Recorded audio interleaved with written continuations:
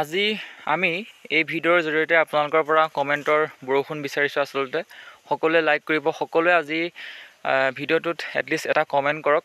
আমি হাজাৰো অধিক কমেণ্টৰ আশা কৰিছোঁ, কাৰণ আপোনালোকৰ কমেণ্টৰ ওপৰত ভিত্তি কৰি গোটেই কথাখিনি ডিছকাছ কৰা হ'ব। আপোনালোকৰ যি 5550টা LPUB শিক্ষক পদৰ বাছনি চলি আছে, সেই বাছনি প্ৰক্ৰিয়াত যি ভেৰিফিকেশ্যন লিষ্ট আহিলে, সেই ভেৰিফিকেশ্যন লিষ্টত নাম দেখি সকলোৱে চকু কপালত উঠিলে। ইতিমধ্যে আমি আলোচনা কৰি আছোঁ। 30,000 টেট উত্তীৰ্ণ যদি এপ্লাই কৰিছে বুলি ধৰি লওঁ, তেতিয়াহ'লে দেখিম যে প্ৰায় 30,000 টেট এপ্লাই কৰা প্ৰাৰ্থীয়ে আজি সেই কথাটো কেতিয়াও আচলতে বিচৰা নাই যে যি আচলতে বিহু নাচি চাৰ্টিফিকেট পাইছিলে, সেই চাৰ্টিফিকেটেৰে চাকৰিটো আচলতে পাব নালাগে বুলি বিচাৰি আছে। গতিকে 30,000 প্ৰাৰ্থীৰ সুৰতে সুৰ মিলাই আমি গোটেই কথাখিনি ডিছকাছ কৰিম। একেবাৰে শেষলৈকে চাই থাকিব। এটা শ্বেয়াৰ কৰিবলৈ আপোনালোকে একেবাৰে নাপাহৰিব। ছাবস্ক্ৰাইব কৰি থ'ব। আপোনালোকৰ দিহা পৰামৰ্শৰো বহুত প্ৰয়োজন আছে, কাৰণ আপোনালোকৰ দিহা পৰামৰ্শৰ ওপৰত ভিত্তি কৰিয়ে গোটেই কথাখিনি আচলতে ডিছকাছ কৰা হৈছে। আমি সকলোৱে গম পাওঁ যে ৰাষ্ট্ৰীয় পৰ্যায়ত খেলিবলৈ যাব হ'লে, ৰাষ্ট্ৰীয় পৰ্যায়ত কিবা এটা অনুষ্ঠানত অংশগ্ৰহণ কৰিব হ'লে প্ৰথমতে আঞ্চলিক ভিত্তিত, তাৰপিছত ব্লক ভিত্তিক, তাৰপিছত যাব ডিষ্ট্ৰিক্টলৈ, আৰু ডিষ্ট্ৰিক্টত চিলেকশ্যন হোৱাৰ পিছত ষ্টেটলৈ পঠিয়াব। আৰু ষ্টেটত কিবা যদি পাৰফৰ্মেঞ্চ ভাল দিয়ে, তেতিয়াহ'লে যি ভাল পাৰফৰ্মেঞ্চৰ ওপৰত ভিত্তি কৰি ষ্টেট কমিটিয়ে সেই নামসমূহ আচলতে ৰাষ্ট্ৰীয় পৰ্যায়ত খেলিবৰ কাৰণে পঠায়। গতিকে ইমান এটা দীঘলীয়া প্ৰচেছ কৰি কোনোবাই যদি কিবা চাৰ্টিফিকেট লৈ খেলই হওক, সাংস্কৃতিয়ে হওক, NCC হওক, যিয়ে নহওক, কিবা এটা তেওঁ অংশগ্ৰহণ কৰিছে, পদক পাইছে, এখন চাৰ্টিফিকেট পাইছে, চাকৰি পাইছে, তাত কোনো ক'বলগীয়া একো নাই। কিন্তু যি আচলতে বিহু নাচৰ চাৰ্টিফিকেটেৰে চাকৰি পোৱা এটা কথা ওলাই আছে, প্ৰাৰ্থীসকলে সততে আলোচনা কৰা দেখা গৈছে। গতিকে সেই বিষয়টো আমি আলোচনা কৰিব ওলাইছোঁ যে বহুতে কৈ আছে যে সেই চাৰ্টিফিকেটেৰে একাংশই চাকৰি ল'বলৈ গৈ আছে। হয়, আপোনালোকে চাওক যে কি ভিত্তিত সেই প্ৰাৰ্থীসকলক, সেই বিহুৱতীসকলক গাঁৱৰ পৰা নিছিলে। আমি আচলতে নিজ চকুৰে দেখিছোঁ।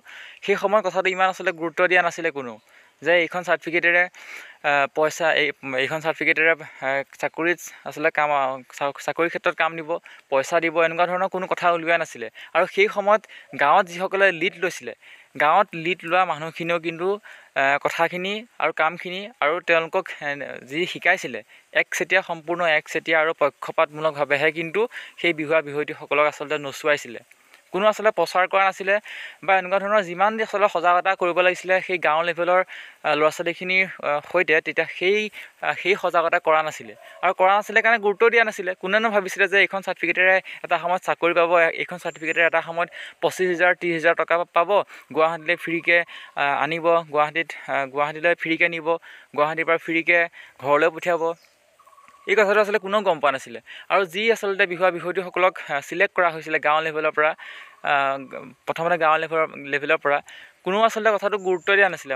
আমি বাৰে বাৰে কৈছোঁ, আমি নিজ চকুৰে আমি দেখা আৰু শুনা কথা যে পক্ষপাতমূলকভাৱেহে কিন্তু সেই বিহুৱতীসকলক চিলেক্ট কৰিছিলে। আমি মানিছোঁ যে তেওঁলোকৰ যি চাৰ্টিফিকেট আচলতে বিশ্ব ৰেকৰ্ড গঢ়িলে। অসম চৰকাৰে এখন চাৰ্টিফিকেট পালে, গিনিজ বুক অফ ৱৰ্ল্ড ৰেকৰ্ডছৰ পৰা অসম চৰকাৰে এখন চাৰ্টিফিকেট পালে। সেই 11,000 বিহুৱতীয়ে অংশগ্ৰহণ কৰিছিলে, তেওঁলোকক এখন চাৰ্টিফিকেট দিলে যে অংশগ্ৰহণ কৰিছিলে বুলি অসম চৰকাৰে। কিন্তু আটাইতকৈ ডাঙৰ কথা এইটোৱে যে 30,000 টেট উত্তীৰ্ণই কেতিয়াও বিচৰা নাই যে সেইখন চাৰ্টিফিকেটেৰে আচলতে চাকৰিটো পাওক। কাৰণ যদিহে সেইটো আগতীয়াকৈ আচলতে গম পালেহেঁতেন, তেতিয়া সকলোৱে আচলতে গ'লহেঁতেন, সকলোৱে নাচিবলৈ গ'লহেঁতেন, সকলোৱে এটা কম্পিটিশ্যন কৰিলেহেঁতেন। কিন্তু সেই একপক্ষীয়ভাৱে যি বিহুৱতীক আচলতে নিয়া হৈছিল নাচিবৰ কাৰণে পক্ষপাতমূলকভাৱে, তাত কিন্তু বহুত অন্যায় সোমাই আছে। আৰু সেই চাৰ্টিফিকেটৰ জৰিয়তে যদি এতিয়া কোনোবাই চাকৰি পাবলৈ গৈ আছে, তেতিয়াহ'লে যোগ্য প্ৰাৰ্থীজন ডেফিনেটলি হতাশা আৰু নিৰাশাত ভোগাটো স্বাভাৱিক। আপোনালোকে কমেণ্ট চেক কৰিলে আচলতে গম পাব। সেই কথাখিনি আমি কোৱা নাই, আপোনালোকৰ কমেণ্টৰ ওপৰত ভিত্তি কৰিয়ে বেছ কৰি আমি গোটেই কথাখিনি কৈ আছোঁ। 30,000 টেট উত্তীৰ্ণই আজি সেইসকলক কেতিয়াও আচলতে ছাপোৰ্ট কৰা নাই। এতিয়া লক্ষণীয় কথাটো এইটোৱে হ'ব যে চৰকাৰ, শিক্ষা বিভাগে আচলতে সেই 30,000 টেট উত্তীৰ্ণৰ কথা শুনিব, নে আচলতে সেই মুষ্টিমেয় আচলতে 500-600 আচলতে বিহুৱতীৰ কথা শুনিব। DWE যি বিজ্ঞাপন, তাত স্পষ্টকৈ লেখা আছে যে নেশ্যনেল পৰ্যায়ত তেওঁ খেলা হ'ব লাগিব, পাৰ্টিচিপেশ্যন কৰা হ'ব লাগিব, তেতিয়াহে তেওঁ উপযুক্ত বুলি গণ্য কৰা হ'ব। কিন্তু সেই চাৰ্টিফিকেটত কোনো ধৰণৰ আচলতে নেশ্যনেল ভিত্তিত খেলিছে বুলি কোনো কথা নাই। কেৱল গাঁওখনক তেওঁ আচলতে প্ৰতিনিধিত্ব কৰিছে। আজি বিহুৱে বিশ্ব ৰেকৰ্ড কৰিছে, হয়, কিন্তু সেইটো সংখ্যাৰ ফালৰ পৰাহে কৈছে। কোনো ব্যক্তিগত ফালৰ পৰা কোনোবাই যদি 10-15জন লগ খাই যদি কিবা এটা এচিভমেণ্ট আনিছে, ৱৰ্ল্ড ৰেকৰ্ড কৰিছে, তেতিয়াহ'লে আচলতে পাই যাওক, কোনো কথা নাই।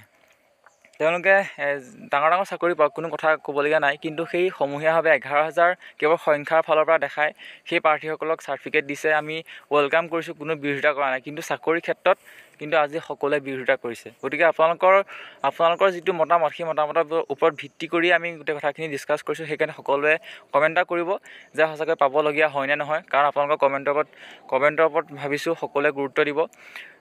যদি আচলতে শিক্ষা বিভাগে এই কথাটো গুৰুত্ব দিয়ে যে হয় প্ৰাৰ্থীসকলৰ সৈতে অন্যায় কৰা হ'ব, এই কথাষাৰ যদি CM ছাৰেও কৈছে যে তোমালোকে চাকৰি পাবা এইখন চাৰ্টিফিকেটে, তেতিয়াহ'লে CM ছাৰৰ আচলতে বক্তব্যটো আচলতে সকলোৱে বিৰোধিতা কৰিছে।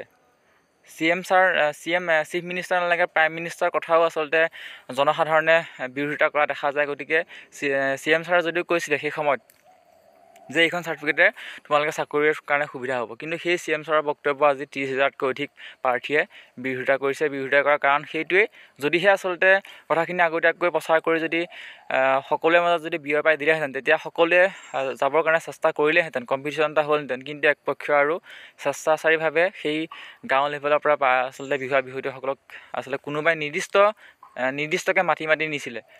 গতিকে তাত পক্ষপাতমূলক সঁচাকৈ সোমাই আছে, কথাটো সোমাই আছে।